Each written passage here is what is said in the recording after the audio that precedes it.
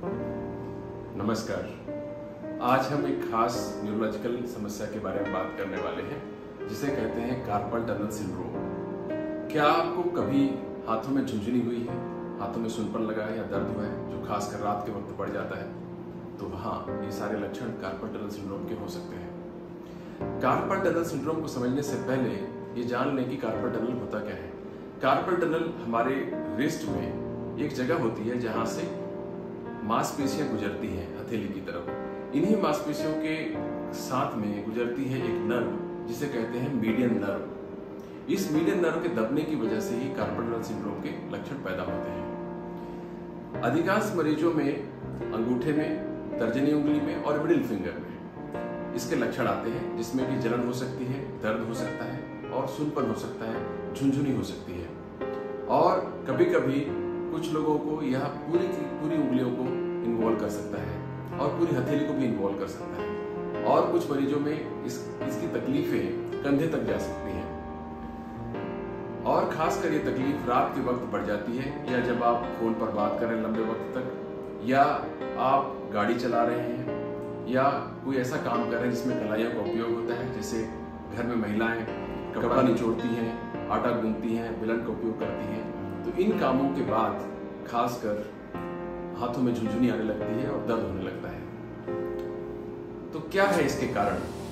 कुछ लोगों में इस समस्या का कोई कारण नहीं मिलता, लेकिन कुछ लोगों में कुछ रोग जिम्मेदार हो सकते हैं, जैसे हाइपोथायरायडिज्म, डायबिटीज, गठिया, एक्रोमेगेली, और कुछ लोगों में प्रेगनेंसी के समय में यह समस्या हो सकती है। इसके अलावा जिन लोगों को अपने कलाई का उपयोग अपने काम के वक्त ज्यादा करना पड़ता है, उनमें यह समस्या हो सकती है, खासकर जो लोग हैंड हेल्ड वाइब्रेटिंग टूल्स का उपयोग करते हैं। अभी कुछ वक्त पहले मेरे पास एक महिला आई थी जो होममेड चॉकलेट्स बनाती है। तो जब चॉकलेट्स को रैप करना पड़ता है तो उन्हें कलाई को विशेष रूप से घुमाना पड़ता है। तो धीरे धीरे करके उनको 1-2 साल के बाद ये समस्या आने लगे कार्पल टनल सिंड्रोम की, जिसकी वजह से उन्हें परेशान होना पड़ता था। तो इस बीमारी की डायग्नोसिस कैसे की जाती है? इसका एक सीधा क्लिनिकल टेस्ट है जिसे हम फैलन टेस्ट कहते हैं। उसमें कलाइयों को आपस में इस तरह से रखने को कहा जाता है 1 मिनट के लिए।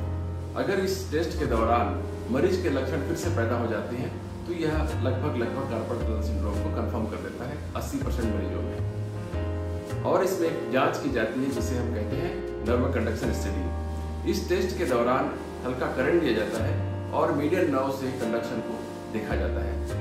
अधिकांश केसेस में लेटेंसी बढ़ जाती है और नर्व कंडक्शन वेलोसिटी कम हो जाती है। कुछ मरीजों में सोनोग्राफी और MRI की मदद ली जा सकती है डायग्नोसिस अगर कंफर्म ना हो रहा हो तो आखिर क्या इलाज है इस कार्पल टनल सिंड्रोम का? अधिकांश मरीजों को दवाइयों से ही पर्याप्त आराम मिल जाता है। इसके साथ में मरीजों को एक स्प्लिट दी जाती है जो उन्हें अपनी कलाई में पहननी होती है। इस स्प्लिट को रात में पहनने की सलाह दी जाती है, मतलब कम से कम रात में जरूर पहनना होता है। लेकिन अगर किसी को दिन में इसे पहनकर काम करने में कोई परेशानी नहीं हो रही है तो दिन में भी पहनकर रखना चाहिए। कुछ मरीजों को स्प्लिंट और दवाइयों के बावजूद पर्याप्त आराम नहीं मिल पाता, उन्हें स्टेरॉइड का लोकल इंजेक्शन दिया जाता है, उससे भी कुछ लोगों को पर्याप्त आराम मिल जाता है। इन सब के बावजूद कभी कभी किसी मरीज को संतोषजनक आराम नहीं मिल पाता है। ऐसे मरीजों के लिए सर्जरी एक विकल्प के रूप में उपलब्ध है। सर्जरी के द्वारा 90% मरीजों को तत्काल आराम मिल जाता है। तो अगर आपके परिवार में किसी को कार्पल टनल सिंड्रोम की समस्या है तो आपको घबराने की आवश्यकता नहीं है। आप तुरंत ही किसी न्यूरोलॉजिस्ट की सलाह लीजिए। आपकी अधिकतर समस्याएं दवाइयों के द्वारा ही ठीक हो जाएगी। धन्यवाद।